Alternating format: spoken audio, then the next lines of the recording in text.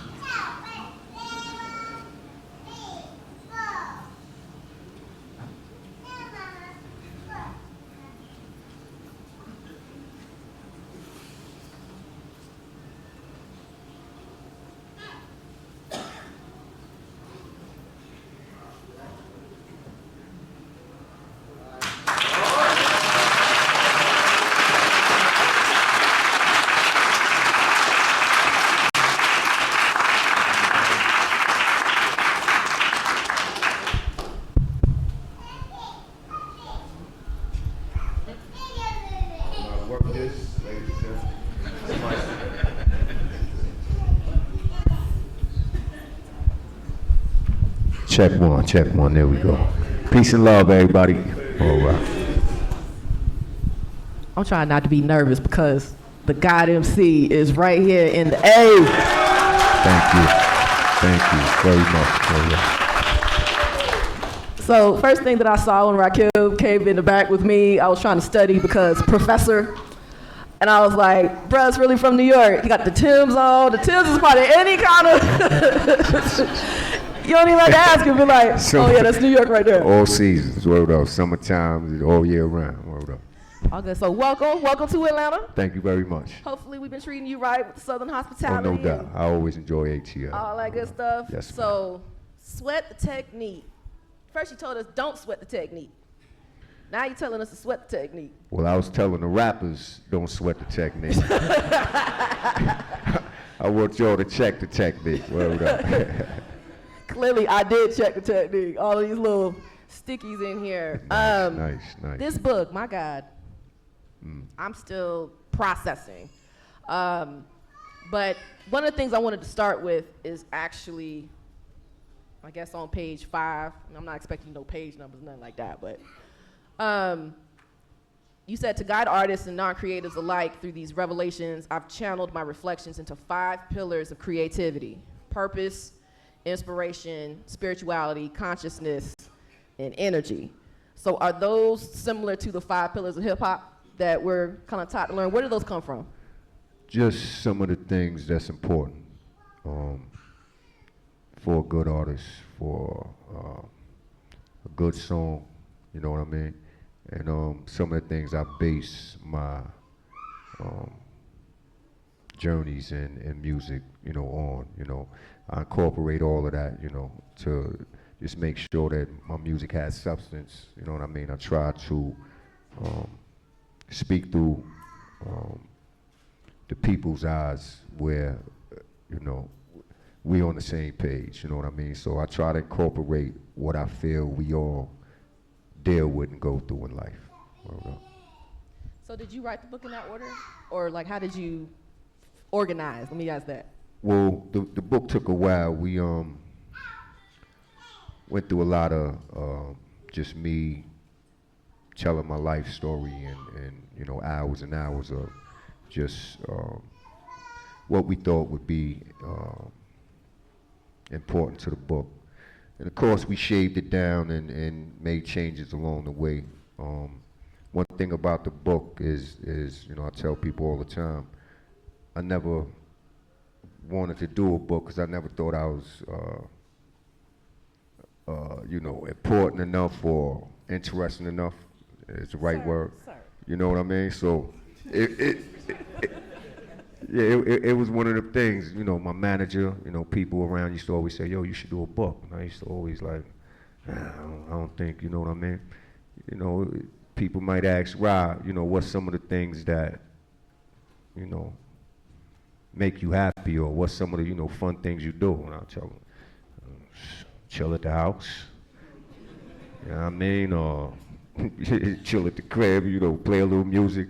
You know, it's not, to me, it's not, you know, interesting as you know, people would think. But I found a way to do a book where I felt it would be interesting, and that's incorporate my career and some of the things I went through and how I got there. Word up. So we're gonna start way back at the beginning, in Wine Dash. Wine Dash. I got a couple people in the building. Strong Island, yes. So your mother, Cynthia Harewood, and your pop, Yes. Willie Griffin. Yes. Let me ask you a question though, because see, some of the stuff your daddy was saying in this book made me wonder, do you have direct connections to folks in the South? Because a lot of the stuff your dad was saying is stuff that my papa told me on the regular. See, a lot of them sayings and a lot of them phrases that, you know, we grew up on, a lot of that, you know, derives from the South. My grandfather is from the South. Okay. You know what I mean? St. Augustine, Florida. So, you know what I mean? All of that poured down to my pops and poured down to me, and now it's going down to my kids. But, you know, a lot of them sayings is missing from households today. A lot of them made more sense than we knew. And, you know, I used to think it was just cool things moms and pops used to say, till I got older and realized that them statements and them sayings and phrases had a lot of meaning to it. Word up. Yeah, your dad, he was about that life. Especially the rake. Oh, man. Have y'all read the book? Have y'all read the story about the rake? Don't remind me about that. swell my You look chest like you every still time I think suffering from about the rape. Yeah, flashbacks, word up. But yeah, if you ain't seen that story, made a mistake, long story short, was supposed to rake some leaves, got a little mad because I was supposed to be playing football across the street. Broke a couple of the rake teeth, and Pops let me know that ain't the way we work here. Now you forgot one important part. He asked you, was this his new rake? Oh, word up. Not only did I break the rake, I broke the rake he just went and bought like 10 minutes ago. You know what I mean? Oh man, I still feel that. But you know what I mean? That's you know, you live and you learn, man. And like that's the first time Pops, you know, put his hands on me like that. But I understood, and it's principle more than, you know, object sometimes. Word up. Because that's what I was going to ask you about is, you know, when we talk about hip hop, you know what I'm saying? Like, folks want to be like, oh, it's original, it's sampling, but the bone marrow of it is coming from how we were influenced by what our folks were listening to. That's you know right. what I mean? So you talk a lot about jazz, the influence of jazz, and Right. easily you can talk about like improv as part of that process that you see in hip hop. But you had some, you know, close connections. You said that she was your play auntie. But Yeah, you know word up. what play aunties mean in the South, right? That means your fam was friends for at least 5 to 7 years. That You means know that what you're I mean? automatically family. That means you call her Aunt Ruth. You know what I mean? Period. You know what I mean? But word up, man. So you gave some examples of what you were listening to. What were your folks listening to around the house that you remember that stand out? Everything from Sarah Vaughan to Nat King Cole, John Coltrane. I can go on. I got one of my neighbors that grew up next door to me. He used to hear the music playing out the house, come over, but you know, jazz was real prominent in the house. And peace to my man James. What's good, Jay? Next door neighbor, man. Used to beat me up a little bit, rough me up, keep me in place. I'm his size now, man. He said he gonna get revenge on you after Yeah, you talk. man. Come see him outside with these hands. Hold up. Plus he made a mean French toast. My man. But yeah, So man. jazz was a big influence. Blues sounded Yes, like it was big a big time. influence. Yeah. Soul to an extent. Let's talk about James Brown for a second. No doubt. Because, you know, he's from Augusta. Augusta, Georgia. So rural Georgia, you Georgia. know. But I mean, one of the things that you talked about in terms of how to make sure that you stayed innovative, stayed original in your craft was trying to find those things that were unusual. And James Brown was definitely unusual in the sense that he would chop up and add beats where they shouldn't have been, or at least that's what his band was saying, add beats where they shouldn't have been. Right. So when you were younger, you said that there was definitely a huge influence of that. Talk to me a little bit about why James Brown was so significant and how you see yourself as an MC. James Brown, I watched him perform when I was young. You know, I used to listen, but not until later on that I started like watching a lot of his performances. I was always blown away by his music. Coming up, you know, in my household with the mature music, there was some music that would come on and the kids would feel like that was our music. If it was Michael Jackson or James Brown or, you know what I mean, or Little Stevie, you know what I mean? But to James Brown, there was something that was so different about his music from everything, you know, that was out at the time. And then as I started getting into hip hop, James Brown was like the beginning of, you know what I mean, to me, because how soulful he was, you know what I mean? And to hear his music, it was just so easy for me to interpret my rhyme style, whatever it was. It just felt like, you know, he was making, you know, music that, like he said, yo, in a couple years, this kid's gonna sample this and rhyme on it. Like he knew, because it was so perfect. But the way he went about making music, like you said, he would make music, he would make a beat and make the band play like drums. And to me, you know, that's important, because when you rhyme, you try to use your word flow and your word play with a rhythm, which is drums. And that's the most appealing thing when you listen to the music, it's the rhythm. But James Brown, he was just so iconic and pushing the envelope, the way he did his thing, unlike anybody else. You know what I mean? The screams, the grunts. He can scream and grunt through a whole record, and you just like, yeah. And you just learn all the screams and the grunts. It's just you know what I mean? But he was just so dope, man, and just people that kind of just came with something like that nobody's seen before. So he was always somebody that inspired me to be different. So you say you wrote your first rhyme at the age of 7. That's hella young. You're not gonna make me repeat that one, right? I'm sorry. Yeah, word up. I'm not. They're gonna have to get the book to see what the rhyme was. But one of the things that I was thinking about when I was reading that part is hip hop as a form of literacy for black and brown folks. You know what I'm saying? And literacy in the broadest sense, not necessarily knowing how to read and write, but being able to interpret the world around them using culture. Right. So, shout out to the hip hop pedagogists in the audience, especially Bettina Love is who I thought about in particular. And she talked about how hip hop was a way to alleviate what she called the spirit murder of children. Wow. And when I was reading it, the innocence and the playfulness that you had, because you were using what you knew, and were like, I'm gonna put this together. And then, on top of that, you were getting on your brother's nerves, which is an extra bonus point. My big brother in here somewhere. Where you at? Stevie Blast up top. My big bro up there. And then DJ Maniac. Yeah, that was his right-hand man at the time. Yeah, was like, leave that man alone. Let him experiment. What do you think that meant for you as a kid to be able to just play around with this idea? We didn't necessarily know it was hip-hop just yet, but knowing to be like, yeah, let me play around, have a little imagination with it. Oh, to me, that was dope. Pardon me, y'all. It's me. Call me back, man. Come on, man. I'm working here, baby.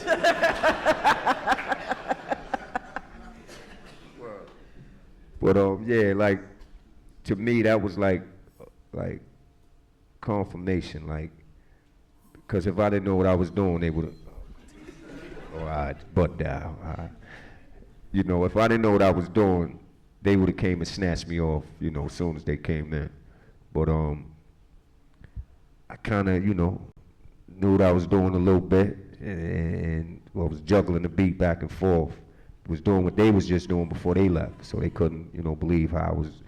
I came and took a crate, set it up by the turntable, stepped up on it, started doing the same thing they was doing. So he was like, yo, let him finish. And my brother, he trying to be protective, because Maniac brought the equipment over to the house. So, I know my brother told him, don't worry, I got it, man, I'm gonna take care of it. So then he come back from the store and I'm on it, bang, bang, bang. So he's like, yo, come on, get off of there, Pop. So, Maniac was like, nah, let him rock. So he let me rock. They couldn't believe how I was just, doing the same thing they was doing. And again, that was confirmation and, gave me a little confidence, and, I fell in love with it that much more. But that wasn't your first love, though. Your first love was football. Oh, big time. So you talk about the transition from giving your everything and being a football player to writing, to lyrically writing. Can you talk about how those kind of were still in conversation with each other? What was it about emceeing that you were like, this is more towards my purpose that you were talking about earlier? And how did that really just manifest in that way? Well, it was funny, because when I met Eric B., I was all prepared. I was working out every day. I used to even take my big bro out in snow, make him throw and catch the football with me, get a little workout. But I was content on being a football player. I had a little opening where the coach at Stony Brook was giving me a shot.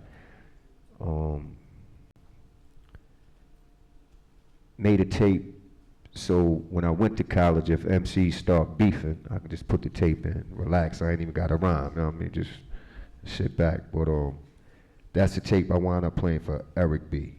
And he came, he listened to the tape, told me he know Magic and Marley Marl. And I was still like, yeah, that's dope, but I want to play football. And he was like, well, don't worry, I can do it where it's Eric B. featuring Rakim. You don't have to sign. So he told me I didn't have to sign a contract. So, I always wanted to make a record, But at that point, I thought I was like content with trying to make a record. You know, I got my arm, I got my weight up. You know what I mean? Throwing the football every day, quarterback was all I was thinking. But I was like, all right, let me get that off my chest. You know, got a chance to do a record, and I ain't got to get involved with it. But I guess the best thing is, you know, what I'm seeing, you don't have to be 6'5", 260 pounds. So I guess this was the best, you know, best thing for me, man. But, you know, football, you know, I always thought I was going to be a quarterback. You know, that's definitely my first love. You know, to this day, I watch the game, catch flashbacks, be leaning. Can't help it, but you know, it's Coach the TV. Yeah, you know what I mean. Yeah, but it's something that you know, you think about. But I think, you know, this is what I was supposed to do. I'm just, there's so many gems in this book, y'all. This is why I got 50 pieces of pink paper in this book. 50 But I wanted to point out, you know, you talk about 3 keys that guided you, which were originality, the vibrations in the music, and the challenge to always be better than myself. And then you go on to say, in the early days, originality was part of the hip-hop ethos. A distinctive style was part of any rapper's identity. Originality speaks volumes for artists and writers at all levels. How did you find your voice? Because so many folks at the time, because you coming out there and like Roxanne Shante, and you like all these folks who they're like, this is what a rapper sounds like, right. And you were like, right. Nah. Yeah. So how did you establish that sense of originality, that sense of identity that has made you come this far? I think when I was young, you know, like the same thing. You know, you thought a rapper was supposed to sound a certain way. You know, cookie cutter. You know, I used to rhyme like that. As I got a little older and a little mature, I started to try to find my style. When I got knowledge of self, I was trying to transition from Kid Wizard to Rakim. Wasn't sure if I wanted to bring my culture into, you know, my music. So just trying to, you know, fight back and forth between that. I was, you know, trying to find my style, what I was supposed to be saying, you know, what makes me different than, you know, the other rappers. And then finally I just like realized, like, if I can be myself, then I would have, you know, I can, you know, that's the best I can offer people, myself. I don't have to try to be like Grandmaster Caz or Kumo D, Melly Mel, which was my, you know, those are my heroes right there. You know what I mean? But I don't have to sound like them to be dope. So I wanted to, you know, find my way. And what I noticed about myself is I was a little more laid back than a lot of rappers and a lot of my friends. So I just let it naturally just like turn into. You let it breathe. Yes, ma'am. I just let it, you know, let it be natural, and this is what I came up with. It was my manager at, man. Come get this, man. But yeah, just trying to excuse me, y'all. Let me turn this down. Just trying to, you know, find myself, and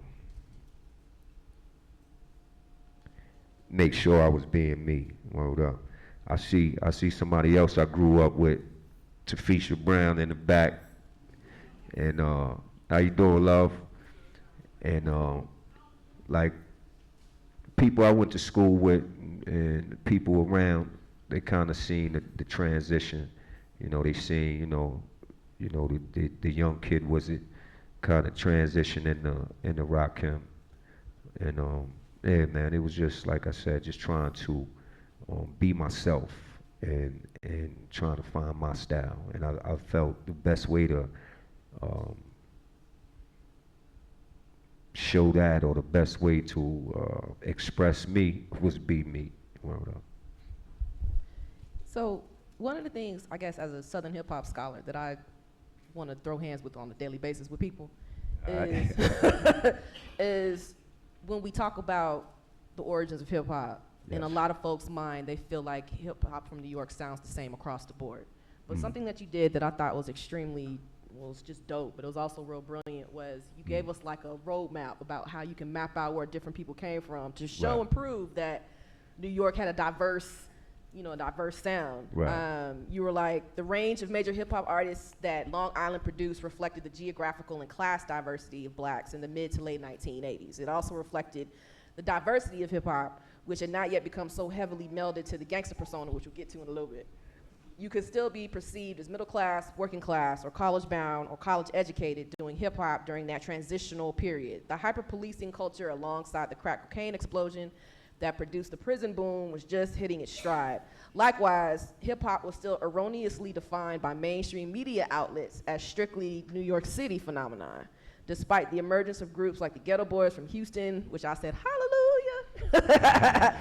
DJ Jazzy Jeff and the Fresh Prince from Philly, Too Short, Digital Underground from the Bay, Two Live Crew from Miami, and of course the various crews from Long Island. NWA's emergence would change that forever. Can I just say, one of the reasons that you're the God MC is that you realized that hip hop didn't just stay in New York City. Just no thank doubt. you for that. No doubt. You know what I mean? I realized that early.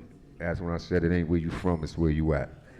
You know what I mean? Like, the first tour that I went on, you know, traveling and learning and seeing the world for the first time and getting a chance to speak to, you know, not only the hip hop community, but, you know, the community itself. I realized we was all the same. Some of us just may have spoke a little different, with, you know, a little different accent. But at the end of the day, you know, the underlying root is the same. You know what I mean? And as far as hip hop, you know, music is so universal where, you know, once I got outside of New York and I'm in, you know, Houston and, you know, Atlanta and California and Chicago, New York only, you know, take you so far. You know, I could say, yeah, I'm from New York, I'm from New York, okay. Now what? Now you gotta do something. You know what I mean? All right, you from New York, all right, do something. So my thing was, word up. So my thing was, no matter where I was, I had to show up. I had to entertain who was in front of me, and it wasn't New York all the time. So, you know, it ain't where you from, it's where you at. And when you not where you from, that's when reality set in and you know, put things in perspective and you can see things for what it really is. I guess I'm just thinking about that idea of diversity in hip hop, especially as we think about region, because, you know, you said it's where you at. We in Atlanta. We're gonna talk about Southern hip hop a little bit. But one of the things I was thinking about is during that golden era that you dominated, right? You know, in Atlanta you had folks like NT Shy D who was coming out of New York, but you also had Kilo Ali, Raheem the Dream. They were like in these. I'm just one, as a fan, I'm curious. Did you ever hear them perform? And also, you know, what is it that you feel contributes to this diversity when we think about region? Like you were talking about these different cities. You know, why is that important to add to what you call like that original vibration of the music? I think right now it's real important because you know, music is you know, traveling all over the place, and a lot of places is still young there. You know what I mean? And different cities interpret it the way they, you know how. I always tell people in the Bronx, early in the Bronx, it was hip hop, the hip hip, the hip hip hip hip hip. You know what I mean? So, you know, it was young, and then it grew into what it is. So, like my hope is, you know, that it, you know, I definitely wanted to travel, and you know, it's worldwide now, but I wanted to mature so that, you know, rappers stop getting, you know, flack for our, you know, lyrical content. You know? So one of the things that you said was that hip hop was your alter ego. And I was wondering, because on the one hand you said that normally you're laid back and you can hear that not only the way you rhyme, but just being around you. Right. What did you mean by that? What did you mean that, you know, you need to have an alter ego in hip hop? Could you explain that a little bit? Yeah, you gotta be a little bit of a little narcissist. You gotta have a little bit of that in your blood. You gotta be a little cocky. You gotta be confident, but you gotta make sure that, you know, you using it to just exaggerate your creativity. MCing, for me, the way I look at it is like the way I write my rhymes, I exaggerate my imagination. And whatever I gotta do, and then, I can fly my rhymes. You know what I mean? I can bust the walls of my rhymes. I can, I can hold the world in one hand in my rhymes. So, that's like my alter ego, like having an alter ego and being able to just manipulate thoughts and provoke people to listen and look at things different. So one of the things that I study is sound studies. Have you heard that before? Sound studies? Sound studies. I mean, you were doing sound studies before I had a name, but I'm just, but like with vibrations. Yeah, like you study it's not just musical analysis. It's also those non-musical cues, the sounds, breath, you know Indeed. what I'm saying? Vibrations especially. But math was not my ministry in any time of my life. But I wanted to talk to you about this idea of higher mathematics, Yes. and in particular, the God frequency. When, you talk about these things, and I'm just like, what? Like all the way over through my head. You say particularly the frequency of 432 hertz is often referred to as the God frequency.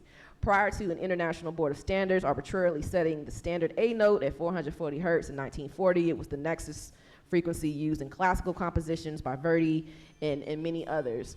You also talk about how you feel more comfortable listening to a beat at a particular level. Can you walk us through what you mean by higher mathematics and the God frequency? Yeah, the God frequency is basically is a tone. The earth resonates at a pitch. It's a high sound pitch. We can barely hear it, but sometimes after you hear loud music all day and your hearing is heightened, and then you go home, you cut the TV off, and you hear that high-pitched sound. Well, it's two. One is the earth, and one is you. You ever heard the phrase, sound and body? It's because we're a vibration, and, from that vibration is a sound. The frequency of 432 is in harmony with the earth and our body. For some reason, they changed it to 440 a long time ago. And what that did is change the harmony from earth and the listener. So if you're vibrating at a frequency and then you're listening to music at a different frequency, it's gonna, cause, disturbance, bad vibration. When you listen to music, or if we could listen to music in 432, it's in harmony with our body. It'll, like they used to say, music calms the beast. Music definitely calms us, and it makes us feel away. And a lot of times we don't know why. Sometimes music makes us feel and think, and that's because music is a vibration, and we're used to vibration. And when we hear music, it heightens our vibration. So, being that they changed it, it's a disturbance in the vibration. If we was able to put music into a machine and just tune it back to 432, it sounds more relaxing. And you may not, hear the difference, but your body will feel the difference. So, that's, something that, thanks. It's something that I think, is important. I think, as,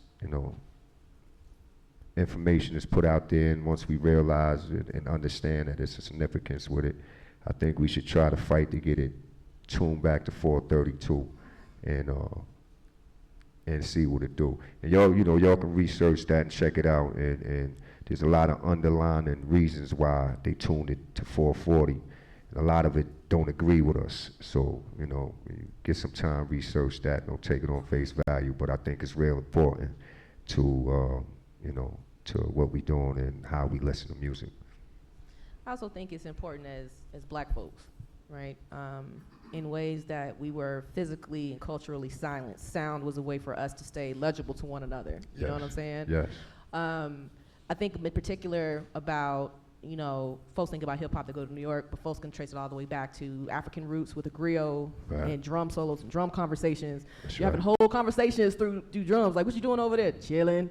Drums. Not necessarily needing to have a language in that way. And I think that was especially amplified when we came across the water and folks were trying to keep us apart because they realized that keeping Black folks apart meant that we couldn't stay strong. But one of the ways that we engaged was through sound, was through vibration. Yes. So I feel like that touched my spirit in a particular way because it shows how we persevere even in the face of adversity, and for you to be able to use that to think about how you approach the music and also think about how you approach the world really shows that you're in tune with not only the work of lyricism but also that idea of consciousness that you talk about a lot in your in the book. Yes. So one of the things that you kind of referred to a lot that caught my attention is the purpose of hip hop. When we think about hip hop culture, unfortunately now we only kind of rely on the music, not the totality of the culture, the DJing, the MCing, the graffiti, the pillars that you were talking about. I was taught that the fifth pillar of hip hop was knowledge of self. And with that, I was thinking about how we see ourselves in this particular time period. So you talked about the movement, you talked about Martin Luther King, Malcolm X. I love that you put them together because they were on similar wavelengths, especially towards the end of their lives. But I also was thinking about hip hop's role in the post-civil rights era, meaning that not saying that everything was done and we overcome, but in my own research, I say that the post-civil rights era is the mountaintop and it's not flat. And hip hop is a way for us to navigate what that terrain looks like. And you're one of those folks who are the North Stars to do that. But Thank you.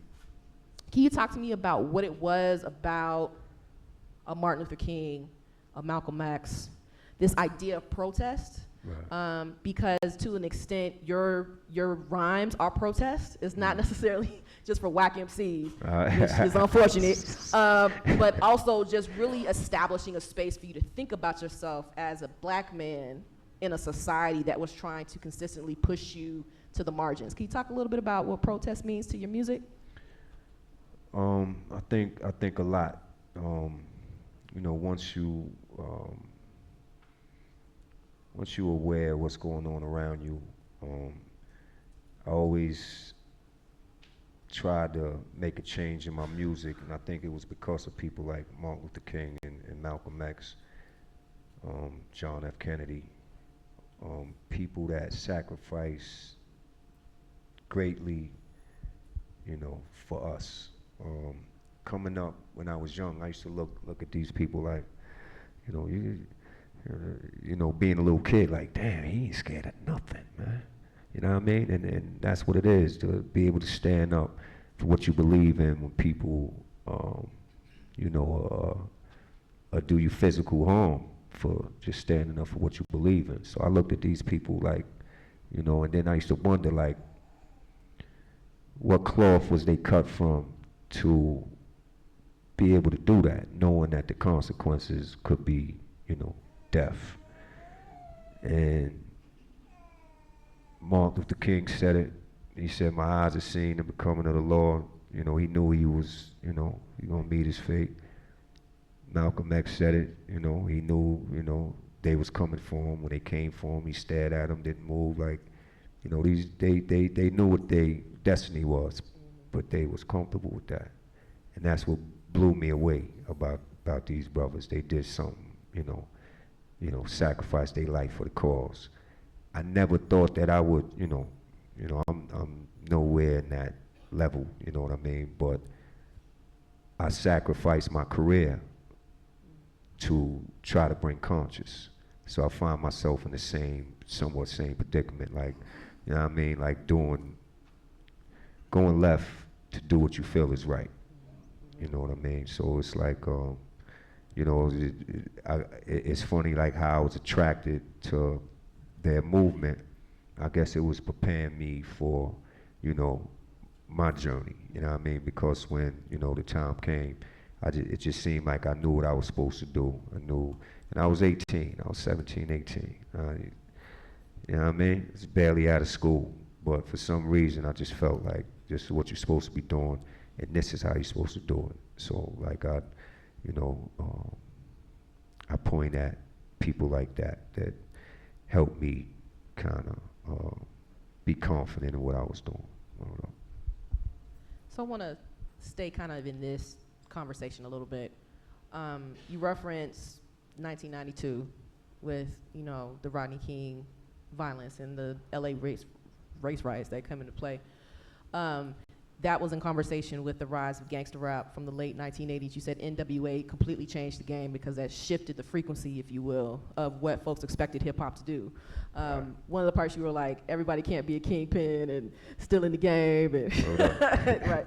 But that's what the radio wanted. So it makes me think about this question of kind of like what you were saying. What are we willing to sacrifice everything for? Right. And that sacrifice had multiple levels associated with it. So you're Right. thinking about the music, but also politically, socially, culturally. We're in a moment now where the question is, again, what are you willing to sacrifice for the greater good, right? You Right. have young protesters, young activists who are out Yes. here who are telling us Black Lives Matter, showing us that Black Lives Matter in ways that you were saying that Black Lives Matter in your music. What role do you think hip hop plays as the background, the soundtrack for how we think about what protest means when you were talking about it at that shift in the 1990s and now? I think we play like the uncut version of what the streets is saying. Sometimes it's you know, it's offending, but sometimes, you know, it needs to be heard. And it's good that hip hop is paying attention to what's going on around them, you know, politically, socially, in a, you know, neighborhood, economically, all these things. I think we got a brother in here tonight from a group that, Griff, you in here, bro? Yeah, I'm still here. Griff from Public Enemy. Peace, my brother. Peace and love, man. You know what I mean? Public Enemy, you know, they came and you know, yelled it in your face, like, wake up, you know what I mean? I admired that. I had a more, you know, subtle approach, like, you know, I'll come in front of you, I'll bop in front of you, but then I'll throw a jewel up and leave, you know what I mean? Public Enemy would come and just yell at you like, yo, you know, and that's what we needed. So, you know, I was taking care of everything from my angle, they was taking care of things from their angle. But that's what it was about, people paying attention and understanding what's going on, and understanding that, you know, there is something that, you know, we can do. There is something that we can say, but it takes, you know, the majority of us before they listen. So, you know, we must be aware. We gotta let our voice be heard. And now hip hop is like, you know, the heckler on the side, you know, at the presidency, you know, podium. You know, we yelling out, yeah, but you ain't do this yet. Yeah, but this is still going on in the neighborhood. Yeah, and you know, this situation is still, you know what I mean? So like, we like the hecklers to the politicians, but letting them know what it really is. So I got one more question before we open up for discussion. All right. I just thought this was beautiful writing. Whatever your medium and whatever your level of talent, of accomplishment, the first step to unleashing your creative potential is creating connection. Connect with your purpose, connect with your environment, connect with your inspirations, connect with your audience, and connect with the universal energies that encircle and encapsulate all of us. As you grow, right? How do you maintain that connection to your purpose? How do you maintain that connection to these energies? Because granted, as you grow, you learn, and those energies shift. The energies that were leading you at 17 when you were, battling with your parents about letting you go on tour is a little different now that you're a completely grown man. Right. So can you walk us through that? How do you keep that connection together, and how do we do that going forward? I think just staying in touch with what your reality is, what like we make goals and we set levels for what we're trying to do. I think just staying true to yourself, like myself, I kind of let my moms and pops still guide me. Like whatever I do, my moms and pops is gone, but whatever I do, I still, look for their approval, no matter what it is. It's like, I hope my moms and pops, co-sign this. I hope they proud of what I'm doing. I hope, you know what I mean? So in other words, like my values and what I believe in is what still guides me. And if I stay focused and never, detour from that, I think my principle and my ideologies will stay the same. The God MC, y'all. Thank you. Thank you so much. You. Peace and love. Peace and love. Thank y'all. Word up.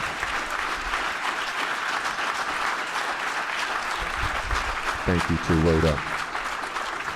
Appreciate it. So I'm trying to see how we're gonna set this up, so we don't bum rush the mic. Okay. I'm guessing folks come and line up at the mic. We'll take as many questions till somebody comes over here like, stop.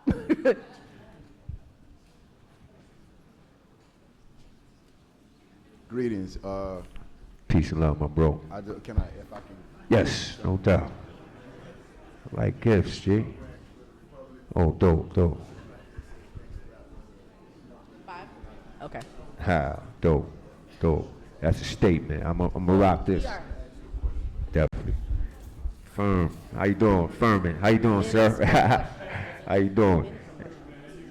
Big mentor, man, from my hometown, Wine Dance. This is Furman right here, man.